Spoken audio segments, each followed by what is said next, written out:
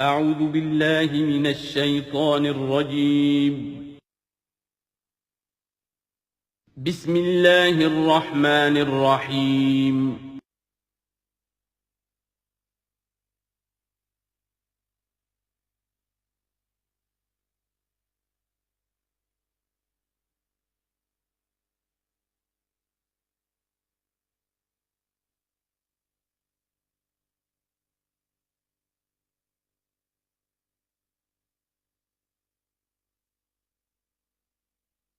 نحمده ونصلي على رسوله الكريم اما بعد فاعوذ بالله من الشيطان الرجيم بسم الله الرحمن الرحيم ايها الذين آمنوا انفقوا مما رزقناكم من قبل ان يأتي يوم لا بيع فيه ولا خلة ولا شفاعة والكافرون هم الظالمون اللہ لا الہ الا هو الحی القیوم لا تأخذه سنة ولا نوم له ما في السماوات وما في الأرض من ذا الذي يشفع عنده إلا بإذنه يعلم ما بين أيديهم وما خلفهم ولا يحيطون بشيء من علمه إلا بما شاء وسع كرسيه السماوات والأرض ولا يؤوده حفظهما وهو العلي العظيم صدق الله العظيم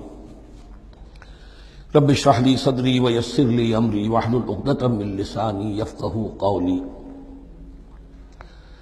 تقریباً 2 رکوعوں پر مشتمل معاملہ طالوت و جالوت کا وہ ہم پڑھ چکے ہیں، اور یہ گویا کہ اب غزوہ بدر کی لیے ذہنی اور نفسیاتی تیاری ہو رہی ہے. اور غزوات کے لیے جیسا کہ میں نے عرض کیا، جہاں سرفروشی کی ضرورت ہے وہاں انفاق مال کی بھی ضرورت ہے. تو اب یہاں بڑے زوردار انداز میں پھر انفاق کی طرف توجہ دلائی جا رہی ہے. وہی 4 ڈوریاں ذہن میں رکھیے: انفاق اللہ کی راہ میں یعنی جہاد بالمال، قتال جہاد بالنفس کی آخری شکل، اور شریعت میں عبادات اور معاملات. یہ 4 ڈوریاں گتھی ہوئی ہیں ان 22 رکوعوں کے اندر، جن پر دوسرا نصف جو ہے سورہ بقرہ کا مشتمل ہے. یا ایھا الذین آمنوا انفقوا مما رزقناکم من قبل ان یأتی یوم لا بیع فیہ ولا خلۃ ولا شفاعۃ. اہل ایمان خرچ کر دو ان چیزوں میں سے کہ جو اللہ نے تمہیں دی ہیں، اس سے پہلے کہ وہ دن آ دھمکے جس دن نہ کوئی خرید و فروخت ہوگی، نہ کوئی دوستی کام آئے گی، نہ کوئی شفاعت مفید ہوگی. والکافرون هم الظالمون، اور کافر ہی تو ظالم ہیں. اب یہاں کافر سے مراد کون ہے؟ کافر اصطلاحی نہیں، کافر معنوی، جو اللہ کے اس حکم انفاق کی تعمیل نہیں کرتا، دیکھتا ہے کہ دین مغلوب ہے، اس کو غالب کرنے کی جد و جہد ہو رہی ہے، اس کی کچھ تقاضے ہیں، مالی ضرورتیں ہیں اس کی، اور اللہ نے اسے قدرت دی ہے، اس میں خرچ کر سکتا ہے اور نہیں کرتا، وہ ہے اصل کافر. اس کے بعد وہ آیت آ رہی ہے جو قرآن حکیم کی عظیم ترین آیت ہے، حضور فرمان نبوی صلی اللہ علیہ وسلم، آیت الکرسی. اس کا تو نام بھی چونکہ معروف ہے، میں نے جو آپ کو بڑے بڑے حکمت کے موتی اور بڑے بڑے پھول آپ کو گنوائے ہیں: آیت الآیات، آیت البر، آیت الاختلاف، اور اب یہ ہے آیت الکرسی. توحید کے عظیم ترین خزانوں میں سے ہے. ہی سیدۃ آیات القرآن، حضور نے فرمایا یہ تمام آیات قرآنی کی سردار ہے. جس طریقے سے آیہ بر اور سورۃ العصر میں ایک نسبت ہے کہ ہدایت اور نجات کی شرائط ساری کی ساری ایک چھوٹی سی صورت میں اللہ نے جمع کر دی: والعصر ان الانسان لفی خسر الا الذین آمنوا وعملوا الصالحات وتواصوا بالحق وتواصوا بالصبر. لیکن اس کی تفصیل ایک آیت میں آئی، وہ آیت البر ہے. چنانچہ جو منتخب نصاب ہم نے مرتب کیا ہے دعوت قرآن کے لیے، میں پہلا درس سورۃ العصر کا ہے اور دوسرا درس آیت البر کا ہے. جو نسبت سورۃ العصر میں ہے کہ وہ سورت ہے، یہ آیت ہے، لیکن اس آیت میں کئی صورتیں نکل سکتی ہیں حجم کے اعتبار سے سورۃ العصر کے برابر. یہی نسبت ہے سورہ اخلاص میں، 4 آیتیں. توحید کا عظیم ترین خزانہ. اور یہ آیت الکرسی، یہ آیت ہے. سورہ اخلاص اس میں 4 بن جائیں گی ہجم کے اعتبار سے، لیکن اسے حضور نے ثلث قرآن قرار دیا ہے. توحید کے موضوع پر جامع ترین سورۃ الاخلاص، لیکن توحید اور خاص طور پر توحید فی الصفات کے موضوع پر عظیم ترین آیت یہ آیت الکرسی ہے. اللہ لا الہ الا ہو، اللہ وہ معبود برحق ہے جس کے سوا کوئی الہ نہیں. بڑا کیٹیگوریکل. الحی القیوم، وہ زندہ ہے از خود اور باخود، اس کی زندگی مستعار نہیں ہے. وہ جو کہا ہے کہ مانگ کے لائے تھے 4 دن، 2 آرزو میں کٹ گئے 2 انتظار میں، عمر دراز مانگ کے لائے تھے. اللہ کی زندگی ہے اس کی از خود زندگی، کسی کی دی ہوئی نہیں. اور اس زندگی میں کوئی ضعف نہیں، کوئی کمزوری نہیں، کوئی احتیاج نہیں. آگے آ جائے گا، نہ اسے نیند آتی ہے نہ اونگ آتی ہے. قیوم، خود اپنی جگہ وہ زندہ جاوید ہستی ہے، اور باقی ہر شے کا وجود اس کے حکم سے قائم ہے. کوئی شے قائم نہیں ہے بغیر اس کے اذن کے.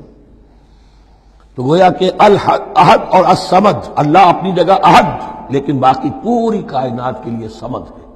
جو سورہ اخلاص میں 2 الفاظ آئے ہیں، قل هو اللہ احد اللہ الصمد. اللہ حی ہے اور قیوم ہے. لا تاخذہ سنۃ ولا نوم، اس پر غالب نہیں ہو سکتی نہ نیند نہ اونگ.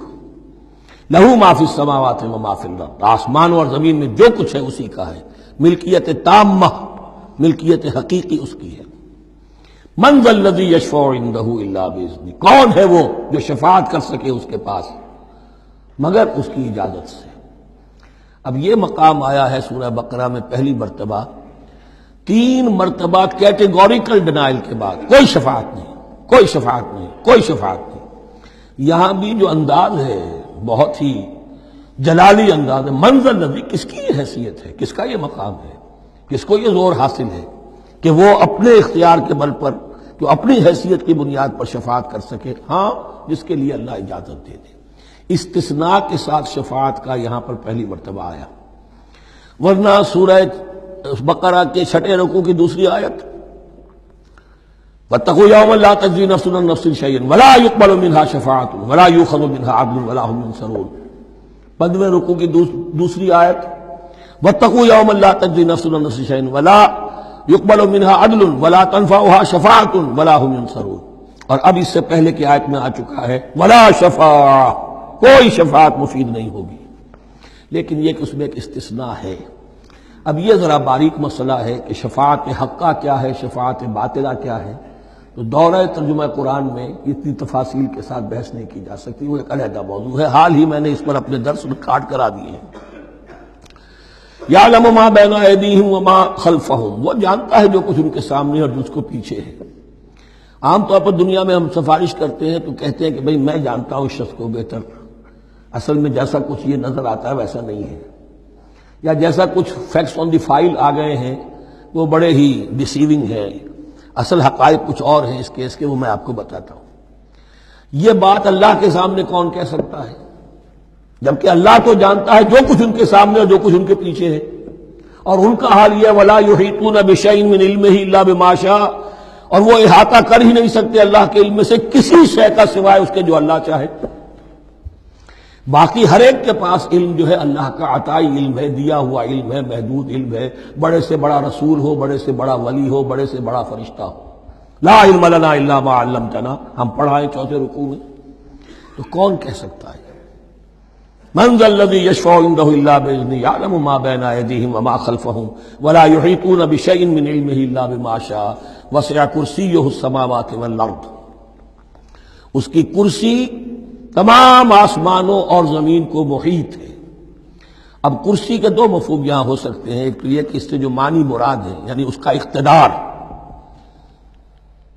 اس کی قدرت، اس کا جبر، اس کا اختیار، یہ اتھارٹی پوری کائنات کو.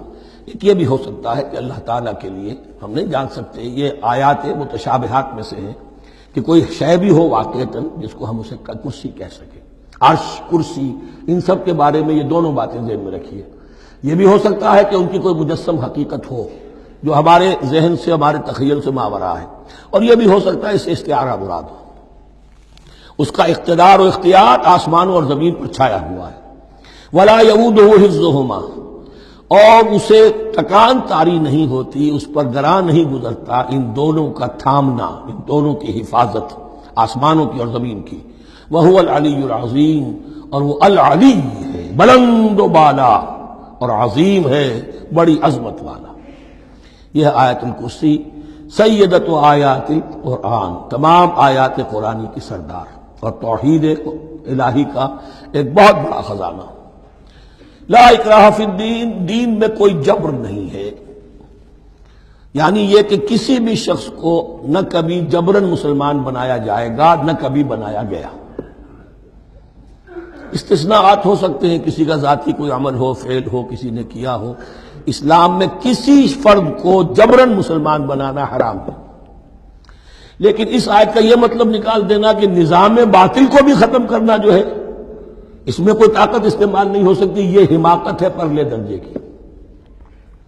نظام باطل نظام ظلم ہے، ایکسپلائٹ کر رہا ہے لوگوں کو، اللہ اور بندوں کے درمیان حجاب بن گیا ہے، پردہ بن گیا ہے۔ نظام کو طاقت کے ساتھ ختم کرنا فرض ہے مسلمان کا۔ طاقت نہیں ہے تو ٹھیک ہے، طاقت حاصل کرنے کی کوشش کرتا رہے، لیکن جو مسلمان نظام باطل کو ختم کرنے کی آرزو اور ارادے سے خالی ہے، اس کے دل میں یہ ارادہ نہیں ہے، اس کے دل میں ایمان نہیں ہے۔ طاقت اور جبر نظام کو ختم کرنے پر صرف کیا جائے گا، کسی فرد کو مجبوراً مسلمان نہیں بنایا جائے گا۔ یہ ہے اصل میں اس آیت کا مفہوم۔ لا اکراہ فی الدین قد تبین الرشد من الغی، رشد، ہدایت واضح ہو چکی ہے کجی سے، جتنی کجیاں ہیں، جتنے غلط راستے ہیں، جتنی شیطانی پگڈنڈیاں ہیں، ان سے جو صراط المستقیم ہے اس کو بالکل مبرہن کر دیا گیا ہے۔ فمن یکفر بالطاغوت، تو جو کوئی بھی طاغوت کا انکار کرے گا،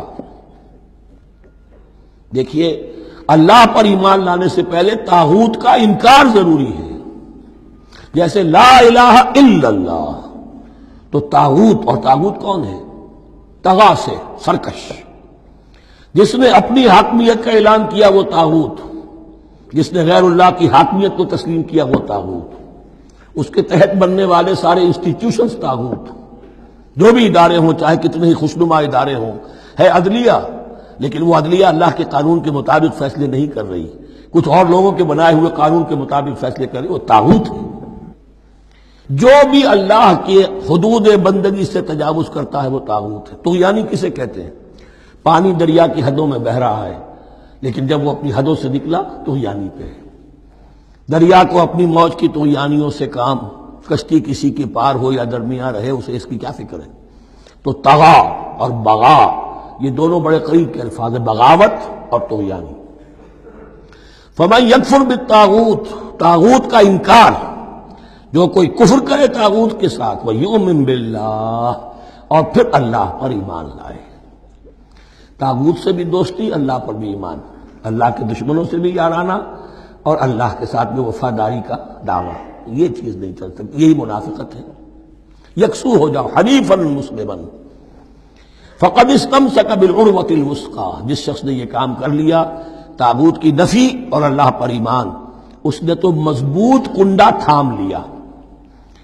تو سمجھئے کہ اگر کوئی شخص کسی جہاز، سمندری جہاز میں عرشے پر سے گر جائے، تیرنا بھی نہ آتا ہو، کسی طرح ہاتھ پاؤں مار کر وہ کسی کنڈے کے اوپر اگر ہاتھ اس کا پڑ گیا، تو اب وہ سمجھتا ہے کہ اس کو میں نہیں چھوڑوں گا، میری جان اسی سے وابستہ ہے، زندگی اسی سے ہے۔ تو وثقہ، وہ کنڈا اگر کمزور ہے تو پھر گیا، وہ اس کے وزن سے کنڈا ہی نکل گیا، لیکن وہ کنڈا کہ جو مضبوط ہے، فقد استمسک بالعروۃ الوثقی، اس نے تو بڑے مضبوط کنڈے پر ہاتھ ڈال دیا ہے، یعنی طاغوت کا انکار اور اللہ پر ایمان، اس نے تھام لیا ہے بہت مضبوط کنڈا۔ اسی لیے ایک حدیث میں آتا ہے اوثق العراء کلمۃ التقوی، یہ جو عروہ کی جمع ہے عراء، اور وثقی اوثق جو ہے اس کا مذکر ہوگا۔ تمام کنڈوں میں سب سے بڑا مضبوط کنڈا جو ہے وہ تقوی کا کنڈا ہے، اس کو تھامو مضبوطی کے ساتھ۔ لا اکراہ فی الدین قد تبین الرشد من الغی فمن یکفر بالطاغوت ویؤمن باللہ فقد استمسک بالعروۃ الوثقی لا انفصام لہا، وہ کبھی علیحدہ ہونے والا، ٹوٹنے والا نہیں ہے، یہ کنڈا بہت مضبوط ہے۔ واللہ سمیع علیم، اللہ سب کچھ سننے والا، جاننے والا ہے۔ اللہ ولی الذین آمنوا یخرجہم من الظلمات الی النور، ایمان در حقیقت ایک دوستی کا رشتہ قائم کرتا ہے اللہ اور بندے کے درمیان۔ اللہ ولی ہے اہل ایمان کا، یہ ولایت باہمی ہے، دو طرفہ ولایت ہے۔ بندہ اللہ کا ولی بن جائے، ولی اللہ، الا ان اولیاء اللہ لا خوف علیہم ولا هم یحزنون، اللہ بندے کا ولی ہے، دوستی دو طرفہ ہے۔ اللہ ولی الذین آمنوا یخرجہم من الظلمات الی النور، اللہ پشت پناہ ہے، مددگار ہے، دوست ہے ان کا کہ جو ایمان لائے، اور انہیں نکالتا رہتا ہے ظلمات، اندھیروں کے مختلف شیڈز میں سے نور کی طرف۔ یا آپ نوٹ کریں گے قرآن میں نور ہمیشہ تنہا آتا ہے، واحد، انوار کا لفظ قرآن میں نہیں ہے۔ نور ایک حقیقت واحدہ ہے، لیکن ظلمات ہمیشہ جمع میں آئے گا، اس کے شیڈز مختلف ہیں، شیڈز آف ڈارکنس، بہت گہری ڈارکنس ہے، ذرا اس سے کمتر ہے، اس سے کمتر ہے۔ تو جتنے بھی شیڈز ہیں، کفر کا ہے، شرک کا ہے، الحاد کا ہے، مادہ پرستی کا ہے، ایگنوسٹسزم کا ہے، لا ادریت کا ہے، جتنے بھی فلسفے غلط ہیں، جتنے بھی نظریات غلط ہیں، جتنے بھی عمل کی غلط راہیں ہیں، ان سب کے اندھیاروں سے نکال کر اللہ تعالیٰ اہل ایمان کو ایمان کی روشنی کے اندر لاتا رہتا ہے۔ والذین کفروا اولیاءہم الطاغوت، ان کے برعکس جنہوں نے کفر کیا ان کے پشت پناہ اور ساتھی اور مددگار ہیں اب طاغوت، یخرجونہم من النور الی الظلمات، اور وہ ان کو نکالتے رہتے ہیں تدریجاً، اور نور کا کہ تھوڑی بہت رمق ملا بھی تھا انہیں نور کا تو ان سے محروم کر کے ظلمات، یخرجونہم من النور الی الظلمات، نور سے ظلمات کی طرف نکالتے رہتے ہیں۔ اولئک اصحاب النار هم فیہا خالدون، وہ ہیں آگ والے، اس میں ہمیشہ ہمیشہ رہیں گے۔ اللہم اجعلنا من عبادک المؤمنین، اللہم اخرجنا من الظلمات الی النور، آمین یا رب العالمین۔ اب اس کے بعد یہ بڑی عظیم آیت جو آئی ہے توحید کی، اور اس کے بعد یہ بھی اپنی جگہ بڑی عظیم آیات ہیں حکمت اور فلسفہ دین کے اعتبار سے۔ اس کے بعد کچھ واقعات دیے جا رہے ہیں، حضرت ابراہیم علیہ السلام کی زندگی کا ایک واقعہ اور حضرت عزیر علیہ السلام کی زندگی کا واقعہ۔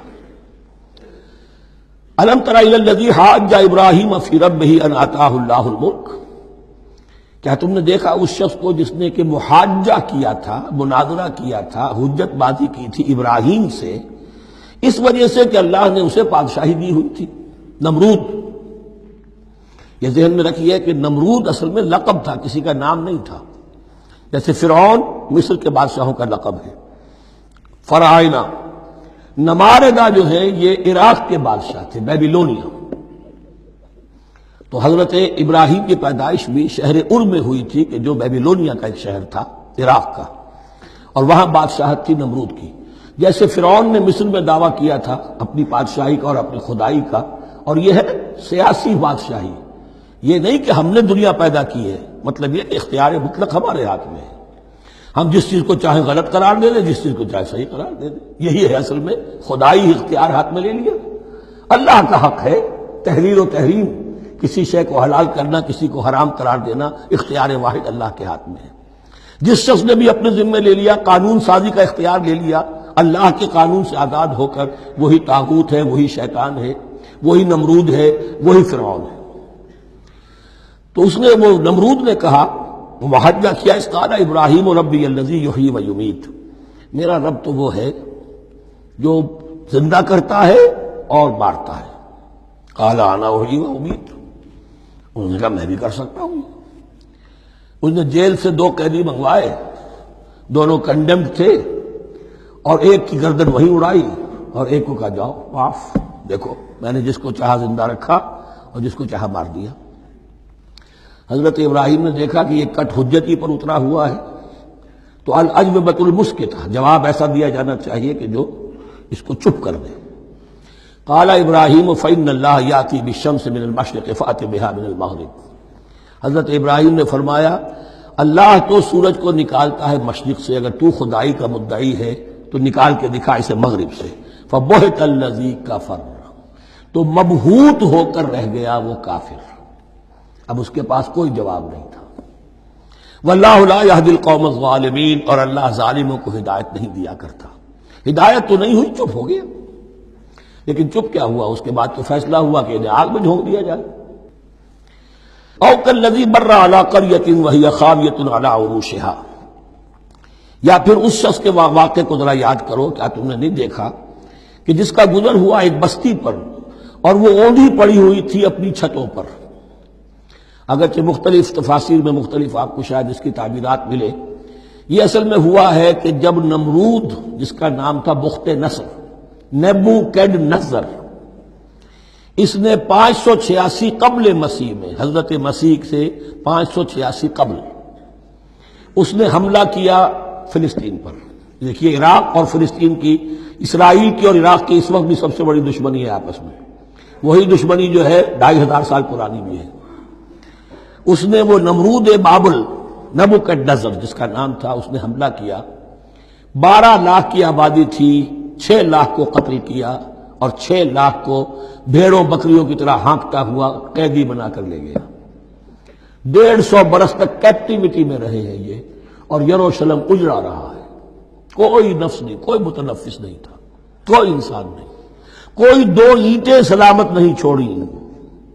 اسی وقت وہ ہیکل سلیمانی جو ہے وہ شہید کیا گیا، اور ان کے کہنے کے مطابق اس کے ایک تہخانے میں وہ تابوت سکینہ بھی تھا جہاں ربائی ان کے موجود تھے، اور وہ ربائی بھی وہیں پر ان کی موت واقع ہوئی، اور تابوت سکینہ بھی ہے، اگر ان کا قول صحیح ہے۔ تو جس زمانے میں یہ اجڑی ہوئی بستی تھی، حضرت عزیر علیہ السلام کا گزر ہوا، انہوں نے دیکھا کوئی متنفس نہیں، تو انہوں نے کیا کہا؟ قال انا یحیی ھذہ اللہ بعد موتہا، اللہ اس بستی کو اس کے اس طرح مردہ اور برباد ہو جانے کے بعد کیسے زندہ کرے گا؟ اب اس میں کیسے احیاء ہو سکتا ہے؟ دوبارہ کیسے اس میں لوگ آ کر آباد ہو سکتے ہیں؟ اتنی بڑی بربادی، اتنی تباہی، کوئی متنفس نہیں، کوئی 2 اینٹیں سلامت نہیں۔ فَأَمَاتَهُ اللَّهُ مِئَةَ عَامٍ ثُمَّ بَعَثَهُ، تو اللہ نے اس پر موت وارد کر دی 100 برس کے لیے، اور پھر انہیں اٹھایا۔ قَالَ كَمْ لَبِثْتَ، سوال کیا کتنے عرصے رہے ہو یہاں؟ حضرت عزیر جو ہیں، چونکہ جو رینائسنس ہوا ہے تاریخ بنی اسرائیل میں، اس کے نقیب، اس کے اصل جو بنیاد ہے وہ یہ، انہوں نے پھر اصلاح کی، جو زوال ان میں آیا تھا اخلاقی اور دینی، پھر یہ اٹھے کمر کس کر جب اللہ تعالیٰ نے یہ مشاہدات کرا دیے، اور پھر جا کر وہاں تبلیغ کی اور دعوت کی دی، اور وہی ان یہودیوں کے اندر جو کیپٹیوٹی میں تھے انہیں پھر اصل دین کی تعلیم دی، روح دین کو زندہ کیا، تو گویا کہ وہاں سے پھر ان کا احیاء ہوا ہے۔ کب لبثت، کتنے عرصے رہے ہوگے تم؟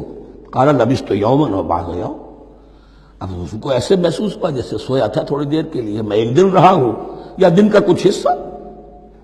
قال بل لبثت 100 عام، نہیں، اللہ نے فرمایا نہیں، تم 100 سال رہے ہو۔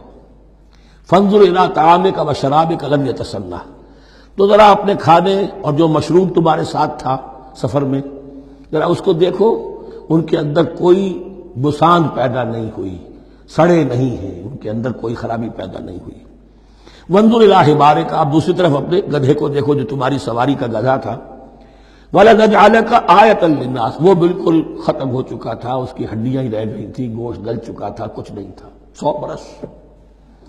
وانظر الی حمارک وَلِنَجْعَلَكَ آیَةً لِلنَّاسِ، اور ہمیں تو بنانا ہے تجھے ایک نشانی لوگوں کے لیے، یعنی خود اے عزیر تمہیں ایک نشانی بنانا ہے، اور تمہیں نشانی بنانے کے لیے یہ نشانی ہم تمہیں دکھا رہے ہیں، تاکہ یقین جو ہے، یقین کامل تمہارے اندر پیدا ہو جائے۔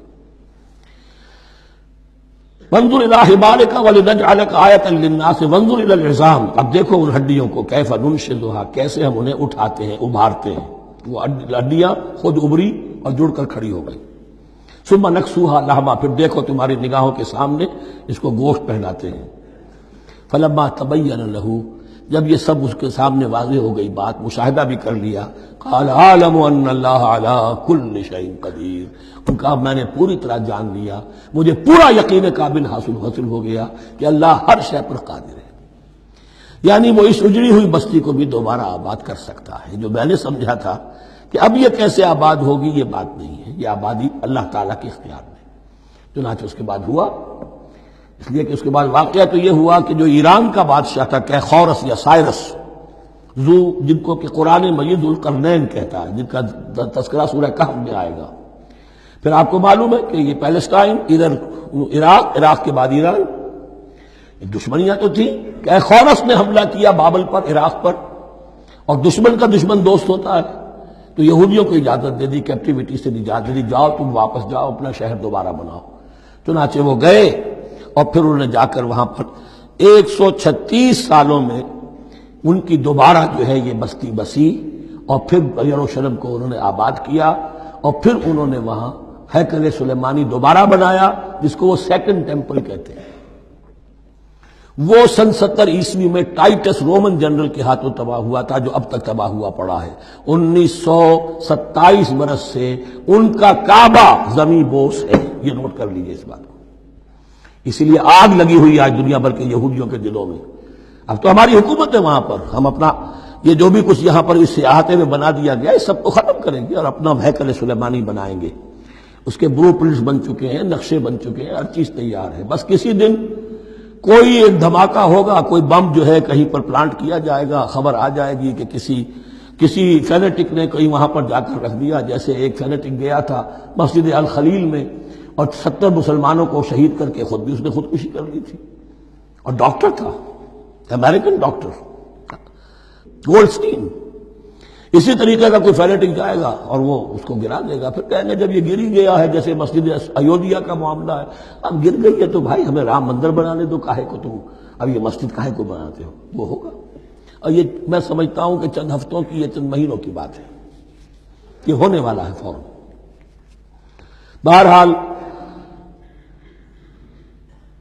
یہ تو ہو گیا حضرت عزیر کا قصہ۔ اب اسی طرح کا ایک معاملہ حضرت ابراہیم کا مشاہدہ ہے۔ وَإِذْ قَالَ إِبْرَاهِيمُ رَبِّ أَرِنِي كَيْفَ تُحْيِي الْمَوْتَىٰ، اور یاد کرو جب کہ ابراہیم نے بھی کہا تھا پروردگار ذرا مجھے دکھا دے، مشاہدہ کرا دے، تو مردوں کو کیسے زندہ کرے گا؟ قَالَ أَوَلَمْ تُؤْمِنْ، اللہ تعالیٰ کا سوال جو ہے بڑا بہت تیکھا ہے، تو کیا تم ایمان نہیں رکھتے؟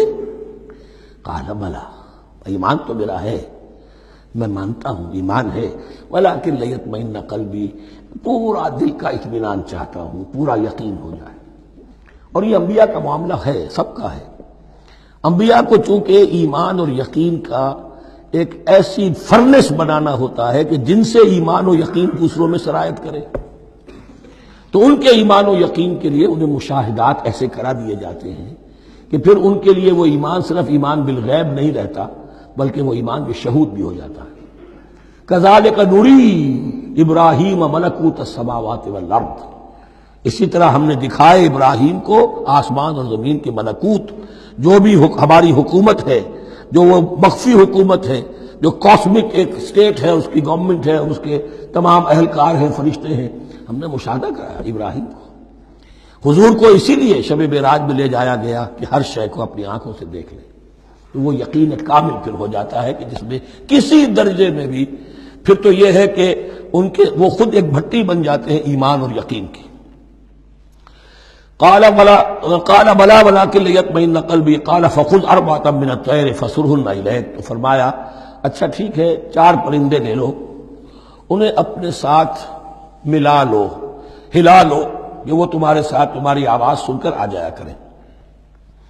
ثم اجعل على كل جبل منهن جزءا، پھر ان کے ٹکڑے کرو اور ہر پہاڑ پر ایک ایک ٹکڑا رکھ دو۔ تو جو تفسیر میں آتی ہے یہ کہ ان میں سب کا سر علیحدہ کیے، ٹانگیں علیحدہ کی، پر علیحدہ کیے، دھڑ علیحدہ کیے، ایک پہاڑ پر چاروں سر رکھ دیے، ایک پہاڑ پر چاروں کے دھڑ رکھ دیے، ایک پہاڑ پر چاروں کے، اس طریقے سے مختلف اجزاء میں تقسیم کر دیا۔ قال فخذ أربعة من الطير فصرهن إليك ثم اجعل على كل جبل منهن جزءا، پھر ہر پہاڑ پر ان میں سے ایک ایک حصہ رکھ دو۔ ثم ادعوهن، پھر ان کو ذرا پکارو، وہی سیٹی بجاؤ جو تم بجاتے تھے ان کو بلانے کے لیے۔ ثم ادعوهن يأتينك سعيا، وہ دوڑتے ہوئے آ جائیں گے۔ وَاعْلَمْ أَنَّ اللَّهَ عَزِيزٌ حَكِيمٌ، اور جان لو اس بات کو یقین کے ساتھ کہ اللہ تعالیٰ زبردست ہے، کمال حکمت والا۔ اب 2 رکوع آ رہے ہیں انفاق فی سبیل اللہ پر، اور یہ قرآن مجید کا ذروہ سنام ہے انفاق کے موضوع پر۔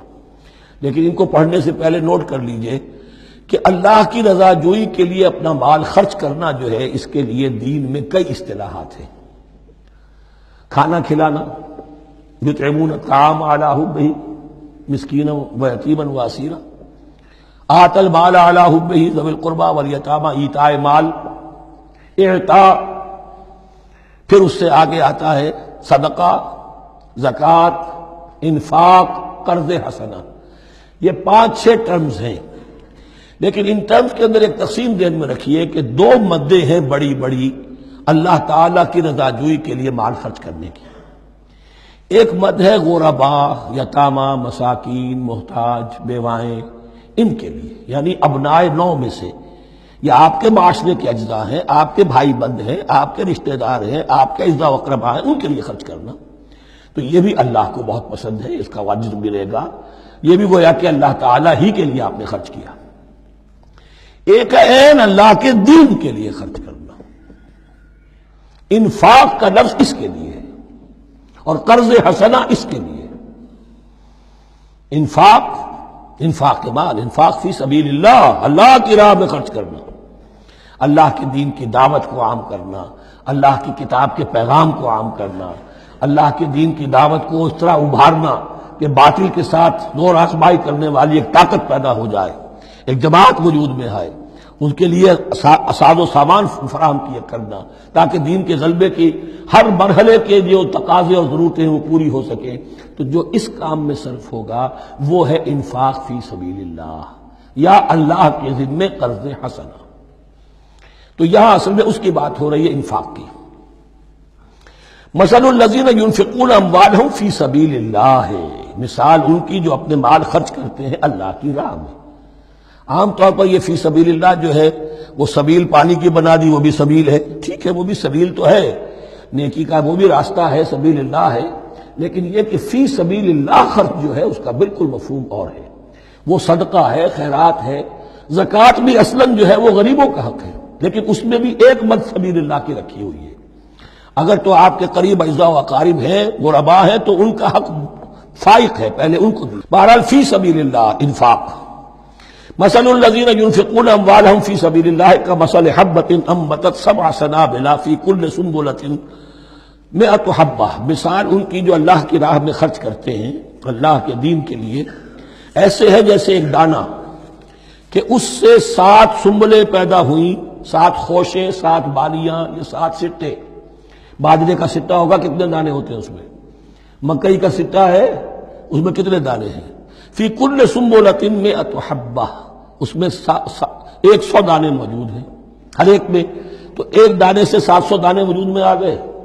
اسی طریقے سے اللہ تعالیٰ جو بھی اس کے دین کے لیے مال خرچ کرے گا اس کے مال میں اضافہ کرے گا، اللہ تعالیٰ ان کو جزا دے گا اور اس کو بڑھاتا رہے گا اپنے ہم. واللہ یضاعف لمن یشاء، اور یہ تو تمہیں تمثیلاً بتایا ہے اللہ اس سے بھی دگنا کرے گا جس کو چاہے گا، صرف 700 گنا نہیں، اور جتنا چاہے گا بڑھائے گا. واللہ واسع علیم، اللہ کے خزانوں میں کوئی کمی نہیں ہے، بڑی وسعت والا ہے اللہ، بہت سمائی والا ہے اور وہ سب کچھ جاننے والا ہے.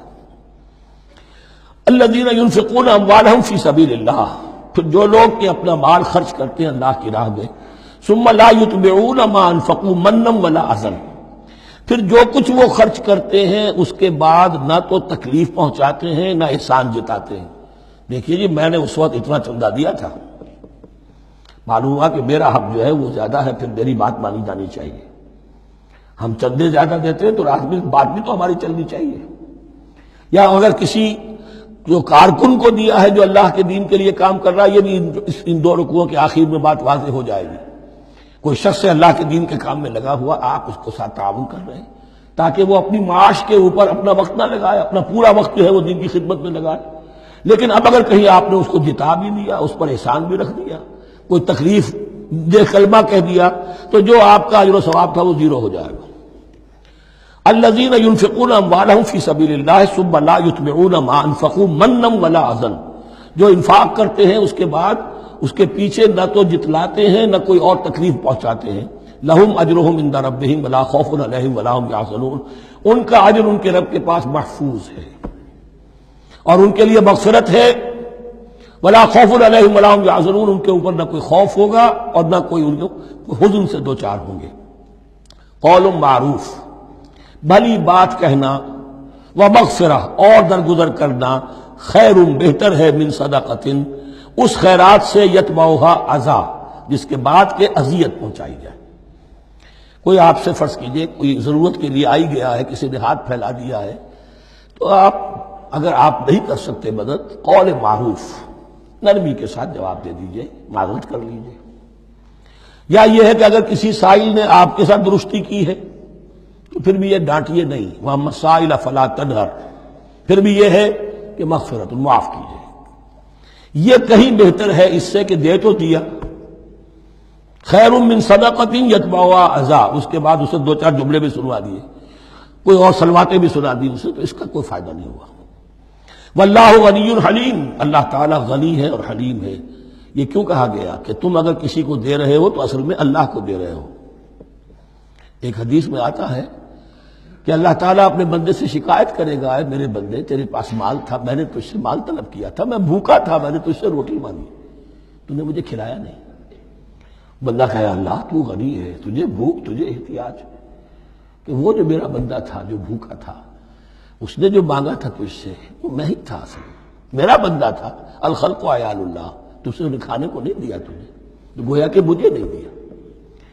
اے میرے بندے میں ننگا تھا، میں نے تجھ سے میں نے چاہا کہ میرا سطر ڈھانپ دے، مجھے کوئی لباس دے دے، لیکن یہ کہ تو نے نہیں دیا۔ یہ اسی طریقے سے تو سمجھ لیجئے کہ اللہ تو غنی ہے، جو دے رہے ہو سمجھ لو کہ اللہ کو دے رہے ہو، اور حلیم ہے، وہ حلم والا ہے، فوراً نہیں پکڑتا تمہیں۔ تم جو بھی کرتے ہو جو دل سے اتری ہوئی شے وہ اللہ کے نام پہ دے دو، جو ردی چیزیں وہ اللہ کے نام پہ دے دو، تو اللہ تعالیٰ کی غیرت جو ہے اسی وقت اگر جوش میں آ جائے اور تمہیں پیس کے سرما کر دے وہ، تو وہ کر سکتا ہے، لیکن نہیں، حلیم ہے، وہ دیکھتا ہے کہ میری توہین کر رہا ہے، مجھے دے رہا ہے اور یہ دے رہا ہے۔ یا ایھا الذین آمنوا لا تبطلوا صدقاتکم بالمن والاذی، اے اہل ایمان اپنے صدقات کو باطل نہ کر لو، نسیہ منسیہ ہو جاتے ہیں، بالمن والاذی، جتلا کر اور کوئی اذیت بخش بات کہہ کر۔ کالذی ينفق مالہ رئاء الناس، ان لوگوں کی طرح، اس شخص کی طرح جو اپنا مال خرچ کرتا ہے لوگوں کو دکھانے کے لیے، دے تو رہا ہے صدقات، چیریٹی ہاؤس، بڑے بڑے ادارے قائم کر دیے ہیں، یہ کہ سب ریاکاری ہے۔ کوئی سرکار دربار میں رسائی کے لیے فاؤنڈیشنز بنے ہوئے، کچھ اپنے وہ ٹیکس بچانے کے لیے، کچھ اور اپنی ناموری، کیونکہ پھر الیکشن بھی لڑنا ہے۔ یہ سارے کام جو ہوتے ہیں اللہ جانتا ہے کس کی کیا نیت ہے۔ لا تبطلوا صدقاتکم بالمن والاذی کالذی ينفق مالہ رئاء الناس ولا یؤمن باللہ والیوم الآخر، جو ریاکاری کر رہا ہے وہ حقیقت میں ایمان نہیں رکھتا اللہ پر اور یوم آخر پر۔ یہ ریا اور یہ ایمان ایک دوسرے کی ضد ہے، جیسا کہ حدیث بار بار سنا چکا ہوں، من صلی یرائی فقد اشرک، ومن صام یرائی فقد اشرک، ومن تصدق یرائی فقد اشرک۔ جس نے دکھاوے کے لیے نماز پڑھی اس نے شرک کیا، جس نے دکھاوے کے لیے روزہ رکھا اس نے شرک کیا، جس نے دکھانے کے لیے لوگوں کو صدقہ خیرات دیا اس نے شرک کیا۔ ولا یؤمن باللہ والیوم الآخر فمثلہ کمثل صفوان علیہ تراب فاصابہ وابل فترکہ صلدا، تو اس کی مثال اس چٹان کی سی ہے اس پر کچھ تھوڑا سا غبار، کچھ ریت جم گئی تھی، تو اگر کسی چٹان کے اوپر کچھ تھوڑی سی تہ آ گئی ہو مٹی کی، وہاں آپ نے کوئی بیج ڈال دیے، کوئی فصل بھی ہو گئی۔ فاصابہ وابل، اب آیا زوردار ایک بارش کا چھینٹا پڑا، زوردار بھی پڑا، فترکہ صلدا، وہ ساری اوپر کی تھوڑی سی تہ تھی، وہ مٹی بھی بہہ گئی اور آپ کی محنت بھی گئی، وہ آپ کا بیج بھی گیا اور آپ کی فصل بھی گئی۔ وہ چٹان جو ہے چٹیل چٹان وہ اندر سے نکل آئی، یعنی سب کچھ گیا۔ ریاکاری میں اس کا مطلب یہ ہے مال بھی دیا اور حاصل کچھ نہ ہوا، بیج بھی گیا، اور اللہ کے ہاں کسی اجر و ثواب کا سوال ہی نہیں۔ لا یقدرون علی شیء مما کسبوا، جو محنت انہوں نے کی تھی، اس تھوڑی سی مٹی جو جم گئی تھی اس میں بھی کچھ ہل چلایا تھا، کچھ بیج ڈالا تھا، اب اس میں کوئی قدرت انہیں حاصل نہیں ہے، سب کچھ گیا۔ واللہ لا یہدی القوم الکافرین، اور اللہ ایسے کافروں کو ہدایت نہیں دیتا، راہ یاب نہیں کرتا۔ ومثل الذین ینفقون اموالہم ابتغاء مرضات اللہ، اس کے برعکس وہ لوگ، کوئی سائملٹینیس کنٹراسٹ، جب ایک ریاکاری کے خرچ کے لیے وہ ایک مثال دی گئی، تمثیل اور تشبیہ دی گئی، تو اب جو واقعتاً اللہ تعالیٰ کے اجر و ثواب کے لیے خلوص و اخلاص کے ساتھ خرچ کرتا ہے اس کے لیے بھی مثال۔ وَمَثَلُ الَّذِينَ يُنْفِقُونَ أَمْوَالَهُمْ ابْتِغَاءَ مَرْضَاتِ اللَّهِ، اور مثال ان لوگوں کی جو خرچ کرتے ہیں اپنے مال اللہ کی رضا جوئی کے لیے، خوشی حاصل کرنے کے لیے، وَتَثْبِيتًا مِّنْ أَنفُسِهِمْ، اور اپنے عزم کی پختگی کے ساتھ، اپنے نفس کی پختگی کے ساتھ. کمثل جنت، ان کی مثال اس باغ کی ہے بربوۃ، جو ذرا بلندی پر ہے، باغ ہے. جیسا کہ میں نے عرض کیا نیچرل باغ کا یہی تصور ہوتا تھا، ذرا اونچائی پر جو ہے پلانٹیشن ہے، ندی بہ رہی ہے کوئی دامن میں جس سے خود بخود اس کو اریگیشن ہو رہی ہے. کمثل جنت بربوۃ، یہیں سے یہ قادیانیوں نے لفظ ربوہ لے کر اور اپنا وہ شہر بنایا ہے پاکستان میں. اصابہ وابل، اب اگر اس باغ کے اوپر زوردار منہ آ جائے، بھی آ جائے، خوب بارش برسے، فآتت اکلھا ضعفین، تو اس کا پھل جو ہے دگنا ہو جائے گا. فإن لم يصبها وابل فطل، اور اگر زوردار میںہ نہ آئے، بارش نہ برسے، تو تھوڑا بہت چھینٹا بھی پڑے گا تب بھی اس کا تو بہرحال پھل جو ہے وہ برقرار رہے گا. واللہ بما تعملون بصیر، اور جو کچھ تم کر رہے ہو اللہ تعالیٰ اس کو دیکھ رہا ہے. دروں بینی کرتے رہا کرو کہ تم یہ بال جو خرچ کر رہے ہو واقعتاً خلوص دل کے ساتھ، اخلاص نیت کے ساتھ اللہ ہی کے لیے کر رہے ہو، کہیں اس میں کوئی اور جذبہ، کہیں تمہارا غیر شعوری طور پر کوئی جذبہ شامل نہ ہو جائے. تو انٹراسپیکشن ہو، اپنے غریبانوں میں جھانکتے رہو. ایود احدکم ان تکون لہ جنۃ من نخیل واعناب تجری من تحتها الانہار، کیا تم میں سے کوئی شخص پسند کرے گا کہ اس کا ایک باغ ہو اور کھجور کا درخت ہو اس میں، اور انگور کی بیلیں بھی ہوں، اور اس کے دامن میں ندیاں بہتی ہوں، نیچرل اریگیشن بھی ہے، کھجور کے درخت بھی ہیں، اور بیلوں کی ٹٹیاں لگی ہوئی ہیں انگوروں کی، اور انگوروں کی بیلیں ہیں. لہو فیہا من کل الثمرات، اس کے لیے اس باغ میں ہر طرح کا میوہ ہے. فاصابہ الکبر، اب اس پر بڑھاپا بھی طاری ہو گیا ہے. وَلَهُ ذُرِّيَّةٌ ضُعَفَاءُ، اور اس کی اولاد ہے ابھی چھوٹی عمر کی، کم سن ہے، کمزور ہے. فَأَصَابَهَا إِعْصَارٌ، کہ اچانک اس باغ کے اوپر ایک ایسا بگولا، ایک ایسی آندھی آئی جس میں آگ ہے. فِيهِ نَارٌ، کوئی ایسا آگ بھری آندھی آئی. فَأَصَابَهَا إِعْصَارٌ فِيهِ نَارٌ فَاحْتَرَقَتْ، پورا کا پورا باغ جل کر جلس کر رہ گیا. کذالک یبین اللہ لکم الآیات لعلکم تتفکرون، اس طرح اللہ تعالیٰ تمہارے لیے اپنی آیات کو واضح کرتا ہے تاکہ تم تفکر کرو. یعنی ایک انسان نے ساری عمر سمجھا ہے کہ بڑی میں نے نیکی کمائی ہے، میں نے یہ کیا ہے، میں نے فاؤنڈیشن بنایا، میں نے مدرسہ قائم کر دیا، میں نے یتیم خانہ بنا دیا، لیکن یہ کہ اچانک کسی وقت مانو آنکھ کھلے گی. جب آنکھ کھلی گل کی تو موسم تھا خزاں کا، معلوم ہوگا یہ تو کچھ بھی نہیں تھا، یہ تو گویا کہ ایک بگولا آیا سب کو جلا گیا، اس لیے کہ اس میں اخلاص تھا ہی نہیں، اس میں نیت جو ہے اس میں کھوٹ تھا، اس میں ریاکاری تھی، اس میں لوگوں کو دکھانا مقصود تھا. پھر حال وہی ہوگا جس طرح کہ وہ بوڑھا اب کفے افسوس مل رہا، کیا کرے، بوڑھا ہو چکا ہے، دوبارہ تو باغ لگا نہیں سکتا. لہذا جب وہ موت آ جائے گی تو گویا کہ اب اس کے لیے موقع نہیں ہے کہ دوبارہ کوئی کام اور کر سکے. یا ایھا الذین آمنوا انفقوا من طیبات ما کسبتم ومما اخرجنا لکم من الارض، اے ایمان والو خرچ کرو، اللہ کے لیے دینا ہے، اللہ کے دین کے لیے دینا ہے، اللہ کے نام پر دینا ہے.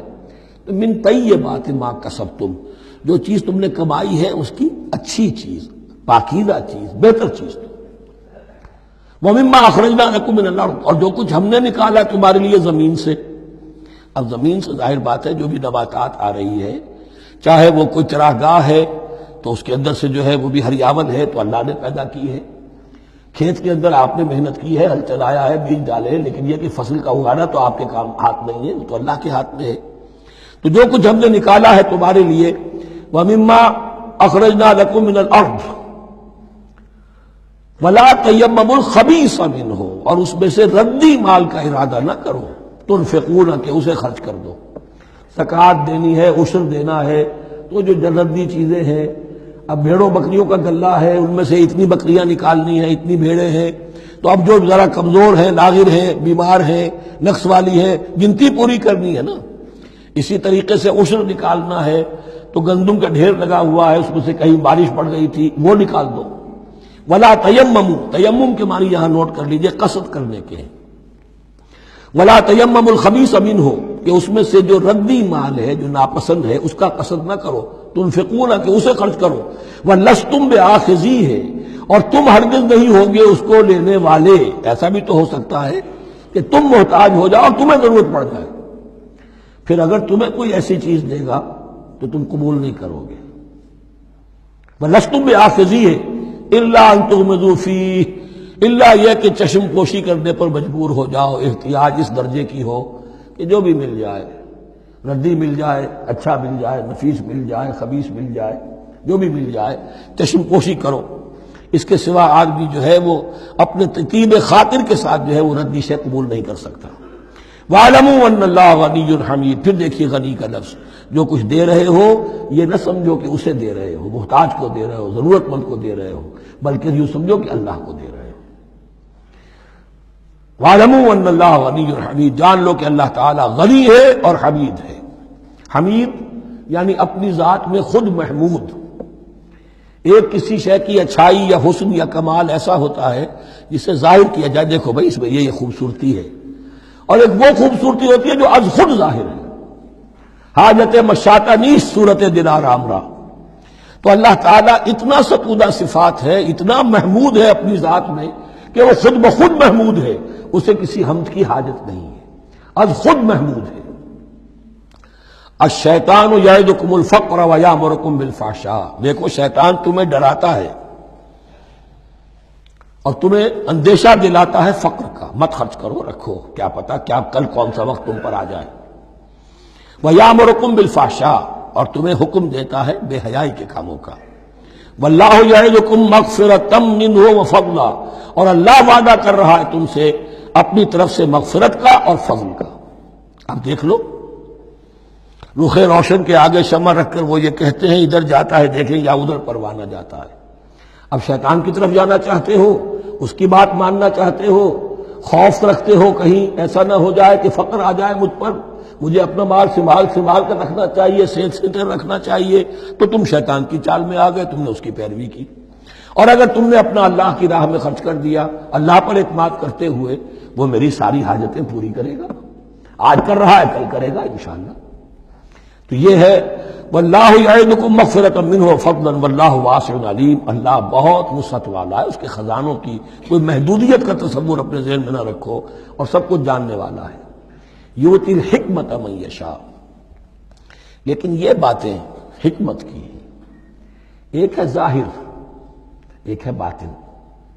باطن جو ہے وہ حکمت سے نظر آتا ہے، ظاہر تو سب کو نظر آ رہا ہے۔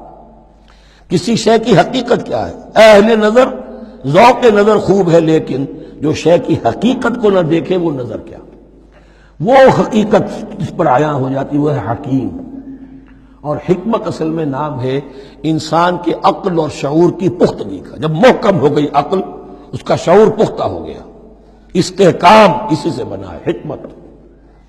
یؤتی الحکمت، اللہ تعالیٰ یہ فہم کی پختگی، عقل کی پختگی، شعور کی پختگی، حقائق رسی، حقائق تک پہنچ جانے کی صلاحیت دیتا ہے جس کو چاہتا ہے۔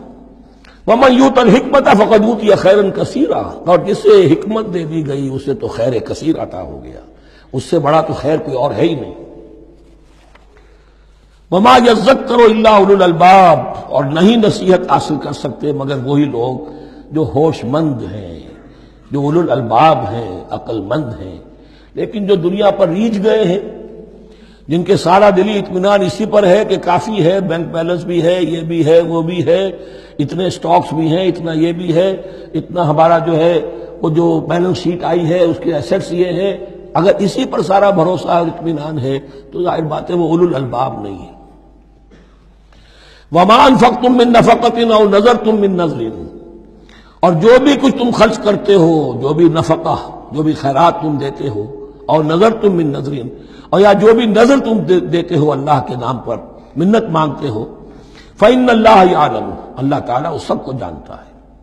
وما للظالمین من انصار، اور یقیناً ظالموں کے لیے کوئی مددگار نہیں ہوں گے۔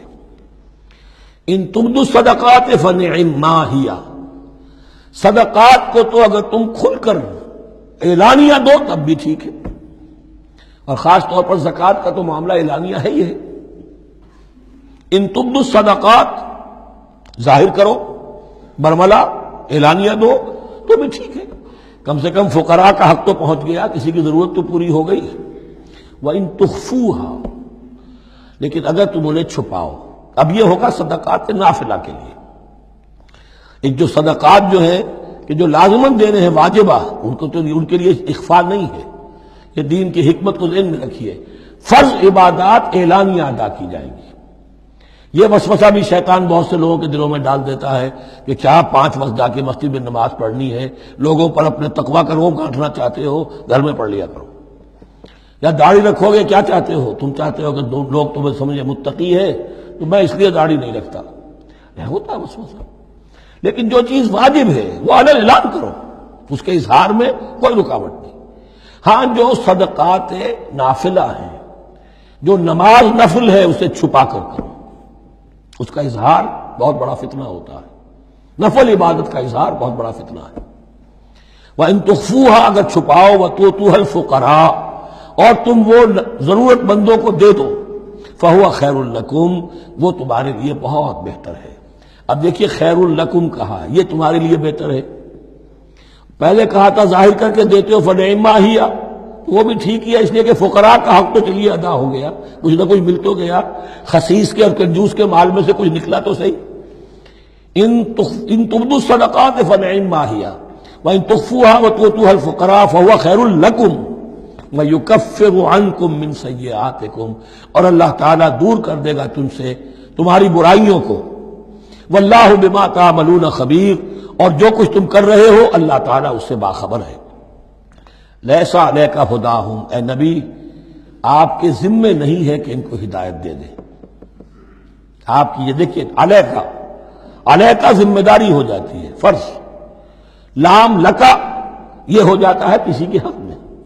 القرآن حجت لکا او علیکا، یا یہ قرآن تمہارے حق میں حجت ہے، یہ شفاعت کرے گا تمہاری قیامت کے دن اگر تم نے اسے مانا جیسے کہ ماننے کا حق ہے، پڑھا جیسے کہ پڑھنے کا حق ہے، عمل کیا جیسے کہ عمل کرنے کا حق ہے، پھر اس کی دعوت و تبلیغ کی جیسے کہ اس کا حق ہے، تو یہ تمہارے حق میں حجت ہوگا۔ اور اگر تم نے اس کے حقوق ادا نہ کیے، یہ تمہارے خلاف مدعی بن کر کھڑا ہو جائے گا۔ القرآن حجت لکا او علیکا، یہ تم پر آئے گا وبال۔ اے اللہ یہ بدبخت مجھے مانتا تھا کہ میں تیرا کلام ہوں، پڑھتا نہیں تھا، مجھے پڑھتا تھا تو جیسے کسی طوطا مینا کو، جو مولانا ماہر قاضی کی نظم ہے، کچھ بول سکھائے جاتے ہیں، رٹائے جاتے ہیں، اس طرح پڑھایا جاتا ہوں اور اس طرح سکھایا جاتا ہوں، وہ اس طریقے سے پڑھ رہے ہیں، کچھ پتہ نہیں۔ 1-2 روپے کا اخبار لائیں گے تو سمجھ کر پڑھیں گے، اللہ کی کتاب کو سمجھ کے پڑھنے کی ضرورت نہیں۔ پڑھا تو عمل نہیں کیا بدبخت نے۔ ما آمن بالقرآن من استحل محارمہ، تو لام اور علا کا یہ استعمال ذہن میں رکھیے۔ لیسا علیک ھداھم، آپ پہ ذمہ داری نہیں ہے ان کی ہدایت کی، آپ پر ذمہ داری تبلیغ۔ ہم نے بھیجا ہے آپ کو، انا ارسلناک بالحق بشیرا ونذیرا ولا تسأل عن اصحاب الجحیم، یہ آیت ہم پڑھ چکے ہیں پہلے حصے میں۔ ولکن اللہ یہدی من یشاء، وہ تو اللہ تعالیٰ ہدایت دیتا ہے جس کو چاہتا ہے۔ وما تنفقوا من خیر فلانفسکم، اور جو بھی خیر، جو بھی بھلائی، جو بھی مال تم خرچ کرو گے وہ تمہارے اپنے لیے بہتر ہے، تمہیں اجر و ثواب ملے گا، تمہیں کو مل جائے گا 700 گنا 1400 گنا۔ وما تنفقون الا ابتغاء وجہ اللہ، یہاں یہ فعل مضارع آیا ہے نفی نہیں کے مفہوم میں۔ لا تنفقون، ما تنفقون یعنی تم نہیں خرچ کرو گے مگر اللہ کی رضا کے لیے، تب اجر ملے گا۔ اگر ریاکارانہ خرچ کیا تھا تو کوئی اجر کا کیا سوال، وہ تو شرک بن جائے گا۔ وما تنفقون الا ابتغاء وجہ اللہ وما تنفقوا من خیر یوفی الیکم وانتم لا تظلمون، اور جو بھی خیر تم خرچ کرو گے، خیر میں سے جو بھی دولت خرچ کرو گے، یوفی الیکم، پورا تمہیں لوٹا دیا جائے گا، وانتم لا تظلمون، اور تم پر کوئی ظلم نہیں ہوگا، تمہاری کوئی حق تلفی نہیں ہوگی۔ اب آیا ہے آخری ٹیپ کا بند۔ انفاق فی سبیل اللہ کا سب سے بڑھ کر حقدار کون ہے؟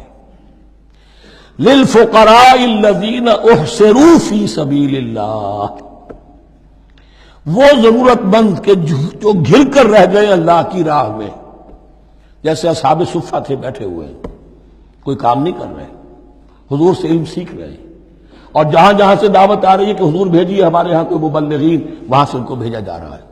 اب وہ معاش کی جد و جہد کرتے تو یہ تعلیم کیسے حاصل کرتے؟ یا اسی طرح دین کی کوئی خدمت ہے، کوئی آپ نے تحریک اٹھائی ہے، اب اس میں آپ کو کچھ نہ کچھ کارکن تو چاہیے، ان کارکنوں کی بھی تو آخر معاش کا ہے درجہ۔ اگر وہ سارا 8 گھنٹے دفتروں میں کھائیں اور وہاں ڈانٹیں بھی سنیں افسروں کی، اور پھر 2 گھنٹے جانا 2 گھنٹے آنا، اب وہ کون سا وقت نکالیں گے دین کے کام کا؟ کیا کریں گے؟ کہاں سے وقت آ جائے گا؟ کچھ لوگ تو ہونے چاہیے جو ہمہ وقت لگ جائیں، لیکن ہمہ وقت تو لگ گئے، لیکن پیٹ تو ان کے بھی ہے، اولاد تو ان کے بھی ہوگی۔ للفقراء الذین احسنوا فی سبیل اللہ، جو گھیرے میں آ گئے ہیں اللہ تعالیٰ کی راہ کی جد و جہد میں، جہاد فی سبیل اللہ کی سعی میں، وہ اس طریقے سے مصروف ہو گئے ہیں، لا یستطیعون ضربا فی الارض، اب وہ زمین میں گھوم پھر کر تجارت کرنے کی ان کے پاس وقت ہی نہیں ہے، نہیں چل پھر سکتے زمین میں اپنی معاش کے لیے۔